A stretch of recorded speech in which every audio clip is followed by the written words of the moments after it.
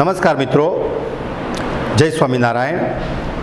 Viral infection પાઠના આજે આ ત્રીજા ભાગમાં આપ સર્વનું હાર્દિક અભિવાદન કરું છું. તમે ક્રમાનુસાર આ લેક્ચર જોતા જશો એટલે પાઠની જે સળંગ સૂત્રતા છે એ અકબંધ સચવાઈ રહેશે. આપણે ગાંધીજી માંદગીને અપરાધ ગણતા હતા અને પોતાની માંદગીને એ આધ્યાત્મિક ભૂલ તરીકે ગણાવતા હતા. ત્યાં સુધી આપણે ગયા લેક્ચરમાં અટક્યા હતા. તમાકુના ગુટકા ખાનારને સફરજન મોંઘું પડે છે. મિત્રો, તમાકુના જે ગુટકા ખાતું હોય એને સફરજન મોંઘું પડે છે. તો તમારી સામે પ્રશ્ન આવે કે સફરજન કોને મોંઘું પડે છે? તો તમાકુના ગુટકા ખાનારને. તમાકુના ગુટકા ખાનારને શું મોંઘું પડે છે? તો સફરજન. તમાકુના ગુટકા ખાનારને સફરજન મોંઘું પડે છે. સિગારેટના ધુમાડા કાઢનારને ખજૂર, અંજીર, આલુ કે કાજુ મોંઘા પડે છે. મિત્રો, ખાસ યાદ રાખજો કે સિગારેટના ધુમાડા કાઢનારને શું મોંઘું પડે છે. તમારી ટેક્સ્ટ બુકમાં આની નીચે અંડરલાઇન પણ કરતા જજો. એક એક વાક્યના પ્રશ્નોના જવાબો માટે આ તમને ખૂબ ઉપયોગી થશે કે સિગરેટના ધુમાડા કાઢનારને ખજૂર, અંજીર, આલુ અને કાજુ મોંઘા પડે છે. નાસ્તામાં તળેલી વાનગી જ હોય છે. મોટા ભાગે આજે આપણા બધાના નાસ્તામાં આપણે જે નાસ્તો આરોગીએ છીએ એમાં મોટા ભાગે તળેલી વાનગી જ હોય છે. નાસ્તામાં તળેલી વાનગી જ હોય છે. ફળ હોઈ જ ન શકે. અને નાસ્તામાં તો કોણ જાણે કેમ ફળનો સમાવેશ આપણે કરવામાં ખૂબ ઊણા ઉતર્યા છીએ.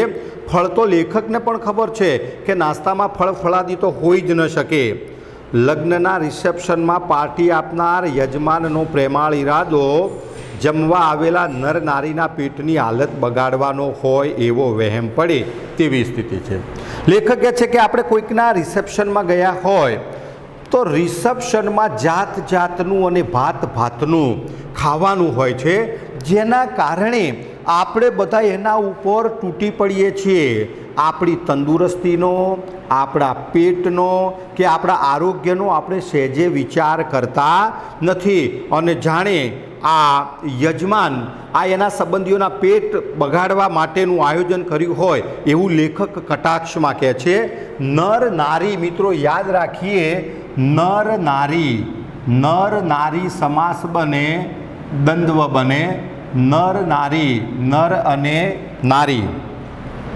યજમાનનો પ્રેમાળ ઈરાદો જમવા આવેલા નર નારીઓના પેટની હાલત બગાડવાનો હોય એવો વહેમ પડે તેવી સ્થિતિ છે. અહીંયા પેટ શબ્દ છે. પેટ તો પેટનું સમાનાર્થી થાય ઉદર. ઉદર એટલે પેટ. હવે આપણી સામે જુઓ તમે કે અહીંયા ઉંદર શબ્દ લખો છો અને અહીંયા ઉદર શબ્દ છે. અહીંયા આપણે શબ્દ ભેદમાં પૂછાય છે.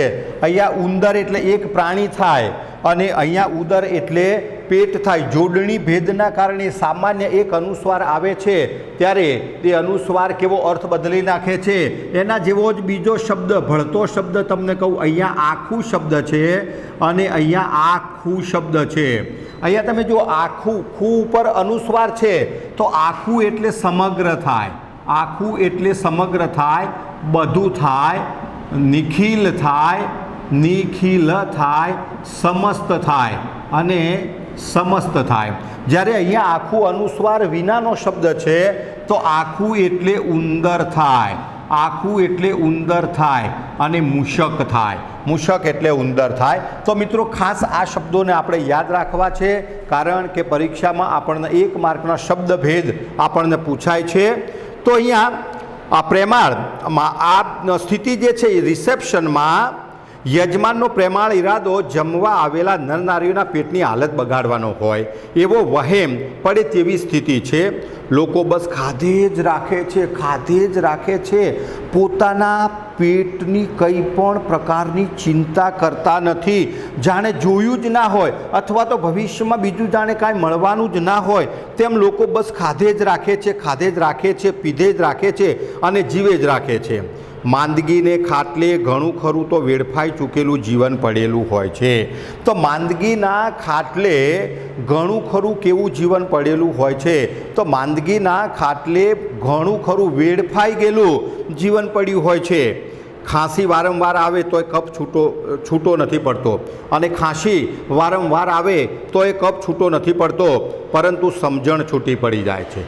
કફ છૂટો પડતો નથી, પરંતુ સમજણ છૂટી પડી જાય છે। એટલે લેખક કહે છે કે કોઈકના રિસેપ્શનમાં કે કોઈકના પ્રસંગમાં કે કોઈકના લગ્નમાં તમે ગયા હોય તો તમારે ખાવા પીવામાં તકેદારી રાખવી જોઈએ। આપણે ખાવા પીવામાં બહુ જ આજનો જાગૃત સમાજ હોવા છતાં ખાવા પીવામાં એટલો બધો બેદરકાર છે અને પછી એ બીમાર પડી જાય છે। એટલે આજે આપણી જે સમજણ છે એ સમજણ ખરેખર જે કેળવવી જોઈએ એ કેળવી શક્યા નથી। રોગના મૂળમાં સમજણ સાથેના છૂટાછેડા રહેલા છે। તો કોના મૂળમાં સમજણ સાથેના છૂટાછેડા રહેલા છે? તો રોગના મૂળમાં સમજણ સાથેના છૂટાછેડા રહેલા છે। જે પોતાના શરીરને ન સમજે તે વળી બીજાને શું સમજે? લેખક કટાક્ષમાં કહે છે કે જો તમે તમારા શરીરને ના સમજી શકતા હોય, તમને તમારા શરીરની ના પડી હોય, તમને તમારા આરોગ્ય વિશેની તકેદારી રાખવા માટેની સમજ તમારામાં ના હોય, તો તમે બીજાને શું સમજી શકવાના? બીજાને ક્યારેય તમે સમજી શકવાના નથી। એવો લેખક આપણને પ્રશ્ન પૂછે છે કે પોતાના શરીરને જે સમજી શકતો નથી તે બીજાને શું સમજી શકે? મનની સ્વસ્થતાનો શરીરની તંદુરસ્તી પર સીધો પ્રભાવ પડે છે। તો મનની સ્વસ્થતાનો કોના ઉપર સીધો પ્રભાવ પડે છે? તો તંદુરસ્તી ઉપર સીધો પ્રભાવ પડે છે। જેનું મન સ્વસ્થ હશે એનું તન હંમેશા તંદુરસ્ત હોય છે। તો મનની સ્વસ્થતાનો શરીરની તંદુરસ્તી પર સીધો પ્રભાવ પડે છે। જેનું મન ભાંગી પડે તેનું શરીર પણ ભાંગી પડે છે। મન ભાંગવાની સાથે શું ભાંગી પડે છે? મન ભાંગવાની સાથે શું ભાંગી પડે છે? તો મન ભાંગવાની સાથે શરીર ભાંગી પડે છે। મનની પ્રસન્નતા પાચન શક્તિને જાળવી લેનારી છે। તો કોણ પાચન શક્તિને જાળવી લેનારું છે? તો મનની પ્રસન્નતા। તમારું મન જેટલું પ્રસન્ન હોય, તમારું મન જેટલું ખુશ હોય, તમારું મન જેટલું આનંદિત હોય એટલી તમારી પાચન શક્તિ જે છે એ પાચન શક્તિ સારી બને છે। મિત્રો, પાચન શક્તિને આપણે ખાસ યાદ રાખીશું સમાસ તરીકે। પાચન શક્તિ તો પાચન કરવા માટેની શક્તિ, પાચન કરવા માટેની શક્તિ। મધ્યમ પદ લોપી। મનની પ્રસન્નતા પાચન શક્તિને જાળવી લેનારી છે। ઈર્ષા એસિડિટી વધારે એવો પૂરો સંભવ છે। તો લેખકના મતે એસિડિટી કોણ વધારે છે? તો ઈર્ષા એ એસિડિટી વધારે છે। એટલે લેખક કહે છે કે મનને હંમેશા પ્રસન્ન રાખવું જોઈએ। ક્યારેય કોઈના ઉપર ઈર્ષા અદેખાય ક્યારેય કરવી જોઈએ નહીં। ઈર્ષા અદેખાઈ જો કરવામાં આવે તો એસિડિટીનું પ્રમાણ વધે છે। એટલે લેખક કહે છે કે ઈર્ષા એસિડિટીને વધારે એવો પૂરેપૂરો સંભવ છે। માનસિક તાણ બ્લડ પ્રેશરને સળી કરે છે। તો કોણ બ્લડ પ્રેશરને સળી કરે છે? તો માનસિક તાણ બ્લડ પ્રેશરને સળી કરે છે। મિત્રો, માનસિક શબ્દ યાદ રાખો। માનસિક આપણને એક માર્કનો પ્રશ્ન પૂછાય છે શબ્દને લાગતા પ્રત્યય। એ શબ્દને લાગતો પ્રત્યય પૂર્વ પ્રત્યય છે કે પર પ્રત્યય છે? તો એની જાણકારી તમે જો માનસિક શબ્દ આપણી સામે આવ્યો છે તો અહીંયા શબ્દના અંતે જે પ્રત્યય લાગે એને પર પ્રત્યય કહેવાય, અને શબ્દના પહેલાં જે પ્રત્યય લાગે એને પૂર્વ પ્રત્યય કહેવાય। માનસિકમાં કયો પ્રત્યય લાગ્યો છે? ઈક લાગ્યો છે। તો ઈક એ કેવો કહેવાય? એ શબ્દના અંતે લાગ્યો છે એટલે એને પર પ્રત્યય કહેવાય। પણ હું એમ લગાવું અહીંયા કે અનાથ શબ્દ છે। અનાથ શબ્દમાં કયો પ્રત્યય લાગ્યો છે? તો અ લાગ્યો છે। તો અ શબ્દના પહેલાં લાગ્યો છે, તો શબ્દની પહેલાં જે પ્રત્યય લાગે એ પૂર્વ પ્રત્યય અને શબ્દના અંતે જે પ્રત્યય લાગે એ પર પ્રત્યય। હવે ખાસ આપણે મિત્રો યાદ રાખીએ છીએ કે જોડણીમાં પણ આપણને એ લાગે કે શબ્દના અંતે લાગતો પર પ્રત્યય ઈક જે છે એ ઈક મોટા ભાગે કેવો આવે છે? રસ્વ આવે. દાખલા તરીકે માનસિક, શારીરિક, મૌખિક, મૌખિક, મૌલિક, મૌલિક, વાર્ષિક, વાર્ષિક, સામાજિક. તમે જુઓ ઈક પ્રત્યય લાગ્યો. હવા જોડણી આપણને હંમેશા યાદ રહી જાય કે ઈક પ્રત્યય જે છે એ ઈક પ્રત્યય એ કેવો આવે છે? રસ્વ આવે છે. હવે મિત્રો તમે જુઓ આપણે ઈય પ્રત્યયની વાત કરી લઈએ તો ઈય પ્રત્યય શબ્દના અંતે ઈય પ્રત્યય લાગે છે તો શબ્દના અંતે લાગતો ઈય પ્રત્યય હોય એ કેવો બને? એ દીર્ઘ બને. દાખલા તરીકે માનનીય, રાજકીય, ભવદીય. તો ઈય પ્રત્યય કેવો હોય? ઈય પ્રત્યય એ દીર્ઘ હોય. અહીંયા માનસિક તાણ બ્લડ પ્રેશરને સળી કરે છે. તો માનસિક તાણ કોને સળી કરે છે? બ્લડ પ્રેશરને. અથવા બ્લડ પ્રેશરને કોણ સળી કરે છે? તો માનસિક તાણ. અતિશય ચિંતા પેટના અલ્સરને ખો આપે એમ બને. તો અતિશય ચિંતા તમે કરો તો પેટનું જે અલ્સર, પેટમાં ચાંદુ પડે એને અલ્સર કહેવાય. તો પેટના અલ્સરને એ ખો આપે છે. અહીંયા ચિંતા શબ્દ છે મિત્રો, યાદ રાખો. ચિંતા અને અહીંયા ચિતા બંનેનું કામ જે છે એ બાળવાનું છે. બંને શબ્દભેદમાં જો ચિંતા છે એ ફિકર, ચિંતા એ ફિકર છે અને ચિતા એટલે ચેહ. બંને બાળવાનું કામ કરે. ચિંતા છે એ જીવતા વ્યક્તિને બાળે અને ચિતા જે છે એ મરેલા વ્યક્તિને બાળે. એટલે આપણે ક્યારેય કોઈ પણ વસ્તુની ચિંતા કરવી જોઈએ નહીં. અતિશય ચિંતા પેટના અલ્સરને ખો આપે એમ પણ બને. અતિશય તમે ચિંતા કરો તો એ પેટના અલ્સરને ખો આપે એમ પણ બને. પતિ પત્ની વચ્ચેનો સંબંધ બંનેના સ્વાસ્થ્યને સીધી અસર પહોંચાડે છે. તો કોનો સંબંધ સ્વાસ્થ્ય ઉપર સીધી અસર કરે છે? પતિ પત્નીનો. અહીંયા પતિ પત્નીને ખાસ યાદ રાખીશું મિત્રો. પતિ પત્ની શબ્દ જે છે અને પતિ પત્ની શબ્દનો સમાસ જે છે એ સમાસ આપણે યાદ રાખીશું. પતિ પત્ની. તો અહીંયા દ્વંદ્વ સમાસ બન્યો પતિ પત્ની. અને પતિ પત્નીનું જોડું તો આપણે એને શું કહીએ છીએ? શબ્દ સૌ માટે એને યુગલ કહીએ. એને યુગલ કહેવાય અને એને દંપતી પણ કહેવાય. શબ્દ સૌ માટે એક શબ્દ, એને દંપતી પણ કહેવાય. તો પતિ પત્નીનો સંબંધ, સંબંધની સંધિ જોઈ લઈએ મિત્રો. સમ વત્તા બંધ, સમ વત્તા બંધ બરાબર સંબંધ.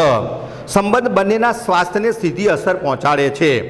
કેટલાક પરિવારોમાં ખડખડાટ હાસ્ય મહિને એકાદ વાર પણ સાંભળવા નથી મળતું. તો કેટલાક એવા પરિવારો છે કે એ પરિવારોમાં જે ખડખડાટ હાસ્ય જે છે એ ખડખડાટ હાસ્ય એક વખત મહિનામાં એક વખત પણ જોવા મળતું નથી. ખરેખર આપણે પરિવારમાં બધા સદસ્યોની સાથે, આપણા પરિવારના જે સભ્યો છે એ સભ્યોની સાથે જો હળવા મૂડમાં રહીએ, નાની મોટી વાતોમાં આપણા મોઢા ચઢેલા ના હોય અને આપણા મોઢા ઉપર હાસ્ય જો રેલાતું હોય તો મને લાગે છે કે આપણે ઘણા બધા રોગોમાંથી મુક્તિ મેળવી શકીએ છીએ. ઘણા બધા રોગોમાંથી આપણે મુક્તિ મેળવી શકીએ છીએ. તો રોગમાંથી મુક્તિ મેળવવા માટે પરિવારમાં હસવાની જરૂર છે. પણ આજે કેટલાય પરિવારો એવા છે કે એ પરિવારોમાં ખડખડાટ હાસ્ય આપણને મહિને એકાદ વાર પણ સાંભળવા નથી મળતું. માણસે હસવાની, અહીંયા તમે જુઓ, માણસે હસવાની એક પણ તક છોડવી ના જોઈએ. એટલે જીવનમાં વધારેમાં વધારે હસી શકાય એવી સ્થિતિ પેદા કરવી જોઈએ. માણસે હસવાની એક પણ તક છોડવી ન જોઈએ. મુંબઈની ટ્રેનમાં ભજન મંડળી ધૂમ મચાવે છે. તો ક્યાંની ટ્રેનમાં કોણ ધૂમ મચાવે છે? તો અહીંયા મુંબઈની ટ્રેનમાં ભજન મંડળી. ભજન મંડળીનો સમાસ મિત્રો યાદ રાખજો. ભજન મંડળી, ભજન કરનારી અથવા ભજન ગાનારી મંડળી, મધ્યમ પદ લોપી. ભજન ગાનારી મંડળી. ભજન મંડળી ધૂમ મચાવે છે, ભજનાનંદ તાણમાં ઘટાડો કરે છે. તો કોણ તાણમાં ઘટાડો કરે છે? ભજનાનંદ.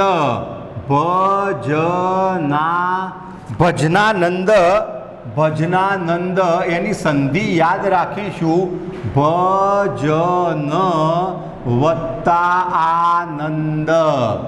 હવે એનો સમાસ પણ થાય કે ભજનના કારણે મળતો આનંદ.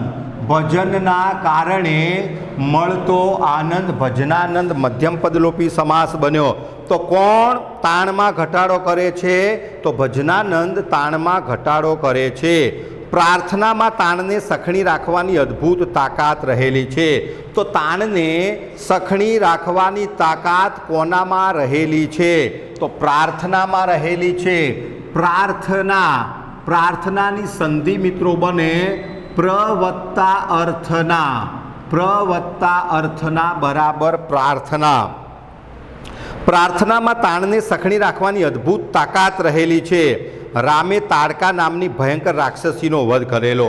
ખાસ યાદ રાખજો, રામે કઈ રાક્ષસીનો વધ કર્યો હતો? તો તાડકા નામની રાક્ષસીનો ભયંકર રાક્ષસી હતી અને ભયંકર રાક્ષસીનો રામે વધ કર્યો હતો. મિત્રો યાદ રાખીએ, ભયંકર શબ્દ છે. ભયંકર, ભયમ વત્તા કર અને સમાસ કયો બન્યો? આગળના લેક્ચરમાં તમે ઉપપદ સમાસની વ્યાખ્યાથી વિદિત થયા કે વિગ્રહ કરતી વખતે નાર પ્રત્યય લાગે ત્યારે ઉપપદ સમાસ બને છે. ભય કરનાર. રામે તાડકા નામની ભયંકર રાક્ષસીનો વધ કરેલો. આપણે તાણ નામની વાંસા વગરની ચૂડેલનો નાશ કરવાનો છે. આપણે કોનો નાશ કરવાનો છે? આપણે વાંસા વગરની જે ચૂડેલ છે, ચૂડેલ એક પ્રકારનું ભૂત કહેવાય છે, તે ડરામણું ભૂત હોય છે. તો આપણે તાણ નામની વાંસા વગરની ચૂડેલનો નાશ કરવાનો છે. દશેરાના દિવસે રાવણ વધ કરવાની જરૂર નથી. આપણે દશેરાના દિવસે રાવણ વધ શબ્દ છે.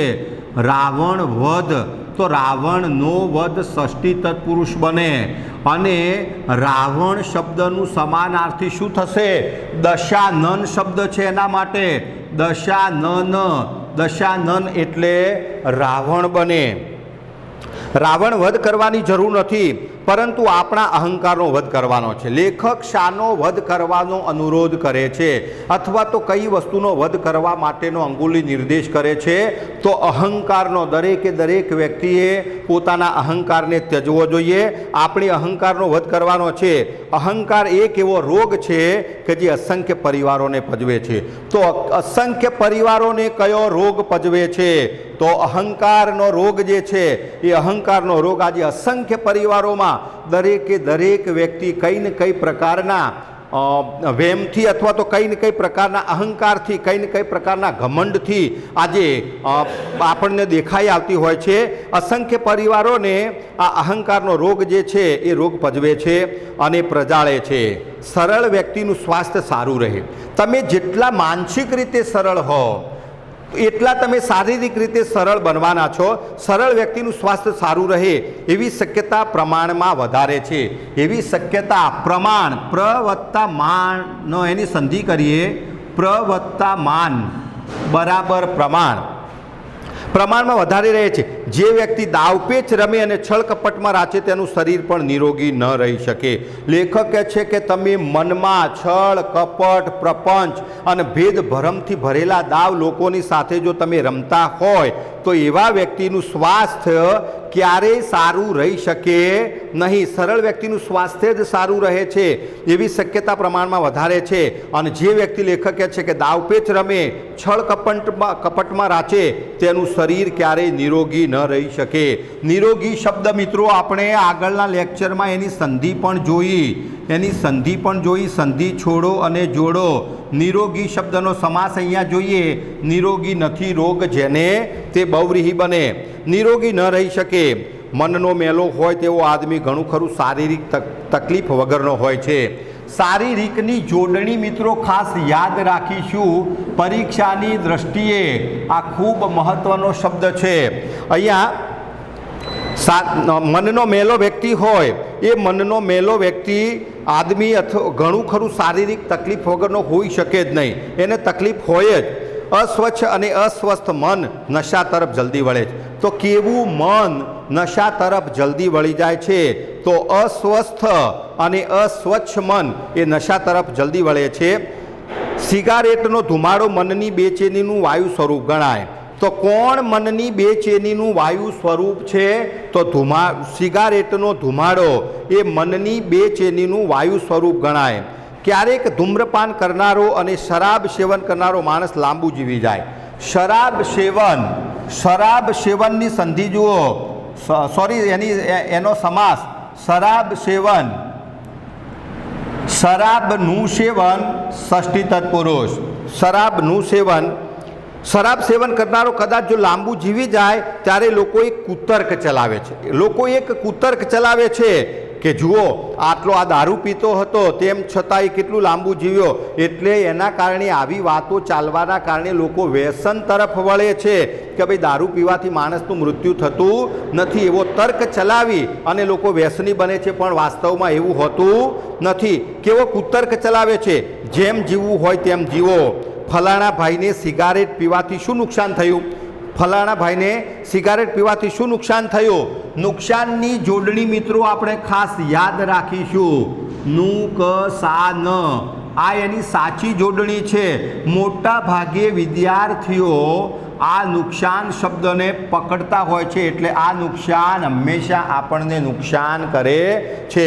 તો નુકસાનમાં શરણાઈનો સ ન આવે, સસલાનો સ આવે. ફલાણા ભાઈને સિગારેટ પીવાથી શું નુકસાન થયું? એક સ્ત્રીનો ફોટો અખબારોમાં છપાયો. 127 વર્ષની સ્ત્રી ધૂમ્રપાન કરી રહી હતી. તો કેટલા વર્ષની સ્ત્રી ધૂમ્રપાન કરી રહી હતી? ખાસ યાદ રાખજો, 127 વર્ષની. 127 વર્ષની એ સ્ત્રી ધૂમ્રપાન કરી રહી હતી. તેણે મુલાકાતમાં જણાવ્યું કે હવે તેણે સિગારેટની સંખ્યા ઘટાડી કાઢી છે. અને એને મુલાકાતમાં જણાવ્યું કે હવે તેણે સિગારેટની સંખ્યા ઘટાડી દીધી છે. આવા દાખલા બને તેથી ધૂમ્રપાન ચાલુ રાખવું. 127 વર્ષ સુધી જીવતા હોય અને તેમ છતાં સિગારેટનું પાન કરતા હોય તો આવા દાખલા શું ખરેખર સમાજમાં બેસાડવા જોઈએ? આ દાખલાથી સમાજને કંઈ ફાયદો થઈ શકે નહીં. તો આવા દાખલા બને તેથી ધૂમ્રપાન શું ખરેખર લેખક કહે છે કે ચાલુ રાખવું જોઈએ. અર્થાત ક્યારેય કોઈ પણ સંજોગોમાં ધૂમ્રપાન ચાલુ રાખવું જોઈએ નહીં કે ધૂમ્રપાન કરવું પણ જોઈએ નહીં. એ ઘરડો તર્ક છે, એ ખોટો વિચાર છે. અહીંયા તર્ક શબ્દ છે. તર્ક એટલે વિચાર થાય, વિચાર. અને અહીંયા કુતર્ક શબ્દ આગળ આવી ગયો. કુતર્ક તો ખરાબ એવો વિચાર કર્મધારે સમાસ પણ બન્યો. કુતર્ક. પ્રત્યેક માણસને મા, બહેન, ભાભી, પિતા, મિત્ર કે પત્ની તરફથી ભરપૂર સ્નેહ મળી રહે તો કદાચ શરાબની જરૂર નહીં પડે. તો કોના તરફથી ભરપૂર સ્નેહ મળે તો શરાબની જરૂર પડે તેમ નથી, એવું લેખક કહે છે. તો પ્રત્યેક વ્યક્તિને, પ્રત્યેક યાદ રાખજો, પ્રત્યેકની સંધિ પ્રતિ વત્તા એક. પ્રત્યેક એટલે દરેક માણસને માતાની પાસેથી, બહેન પાસેથી, ભાભી, પિતા, મિત્ર કે પત્ની તરફથી જો ભરપૂર સ્નેહ મળે તો કદાચ શરાબની જરૂર એને પડે નહીં. હજી આપણે ત્યાં પ્રેમનો ઉપચાર તરીકે સ્વીકાર થયો નથી. તો આપણે ત્યાં પ્રેમનો શાના તરીકે સ્વીકાર થયો નથી? તો ઉપચાર તરીકે સ્વીકાર થયો નથી.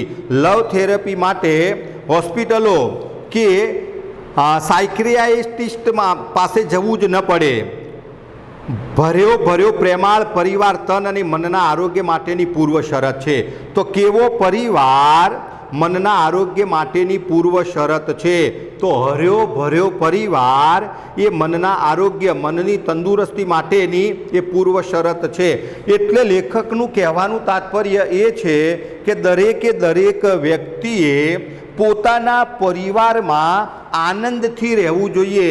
એકબીજાની સાથે પ્રેમથી હળીભળી જવું જોઈએ. એકબીજાનો પ્રેમ જો સંપાદિત કરવામાં આવે તો મનનું આરોગ્ય જે છે એ મનનું આરોગ્ય ક્યારેય બગડતું નથી. ભર્યો પ્રેમાળ પરિવાર તન અને મનના આરોગ્ય માટેની પૂર્વ શરત છે. જીવન વીમો જરૂરી છે, પરંતુ જીવન શ્રદ્ધા એથી વધારે જરૂરી છે. શ્રદ્ધા શબ્દ છે મિત્રો, શ્રદ્ધા તો શ્રદ્ધાની સંધિ બને શ્રદ્ધ વત્તા ધા. અને શ્રદ્ધા એટલે વિશ્વાસ, વિશ્વાસ થાય અને એતબાર થાય, એતબાર થાય, ભરોસો થાય. ભર્યો પ્રેમાળ પરિવાર તન અને મનના આરોગ્ય માટેની પૂર્વ શરત છે. જીવન વીમો જરૂરી છે, પરંતુ જીવન શ્રદ્ધા એથી વધારે જરૂરી છે. એમાં સમર્પણ, સમર્પણની સંધિ બને મિત્રો. સમર્પણ તો સમ વત્તા અર્પણ, સમર્પણ. પરંતુ જીવન શ્રદ્ધા એથી વધારે જરૂરી છે. એમાં સમર્પણ એ જ રોકાણ અને સ્નેહ એ જ ડિવિડન્ડ છે. તો લેખક સ્નેહ ને શું કહે છે? અહીંયા પરિવારમાં સમર્પિત બની ગયેલા સ્નેહને ડિવિડન્ડ તરીકે ઓળખાવે છે. માંદા પડવાનું આપણે માનીએ તેટલું સહેલું નથી. લેખક કહે છે કે માંદા પડવું એ બહુ સહેલું નથી. તમારા શરીર ઉપર ઘણો બધો અત્યાચાર થાય ત્યારે તમારું શરીર બીમાર પડે છે. તો આપણે જેટલા સ્વચ્છ રહીએ એટલા જ આપણે, જેટલા ચોખ્ખા રહીએ આપણે એટલું જ આપણું આરોગ્ય ખરેખર ખૂબ સારું રહેતું હોય છે. તો આપણા જીવનમાં સ્વચ્છતાને પ્રાધાન્ય આપવું જોઈએ અને સ્વચ્છતાને પ્રાધાન્ય આપવાથી આપણી તંદુરસ્તી હંમેશા અકબંધ રહે છે. મિત્રો અહીંયા આપણો આ વાયરલ ઇન્ફેક્શન પાઠ જે છે એ વાયરલ ઇન્ફેક્શન પાઠ આપણે અહીંયા પૂરો કરીએ છીએ. આનું જે સ્વાધ્યાય છે એ સ્વાધ્યાય તમારી નોટમાં સરસ રીતે લખી નાખજો. મિત્રો વિશ્વાસ રાખો કે આ પાઠમાં તમને ખૂબ સરસ મજાની સમજણ પડી હશે અને પ્રશ્નોના ખૂબ સારા જવાબો તમે આપી શકશો.